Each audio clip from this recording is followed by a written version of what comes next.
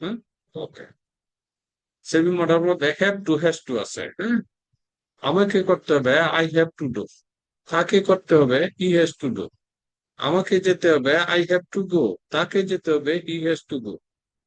তারপরে M two is two আর two, আমরা অনেক সময় বলি না আমাকে করতে হয় আই এম টু ডু, আমাকে কাজটি করতে হয় আই এম টু ডু, আমাকে বাজারে যেতে হয় I am to go market. ঠিক আছে। এরপরে ওয়াজ টু ওয়ার টু, ওয়াজ টু ওয়ার টু এর ক্ষেত্রে আমাকে করতে হয়েছিল I was to do do, তাকে করতে হয়েছিল হি ওয়াজ টু ডু, তোমাকে করতে হয়েছিল you were to do.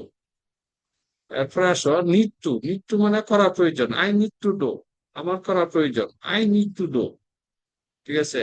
He he needs হবে, কিন্তু হি নিডস টু ডু, তার করা প্রয়োজন। ইউ নিড টু ডু, তোমার করা প্রয়োজন।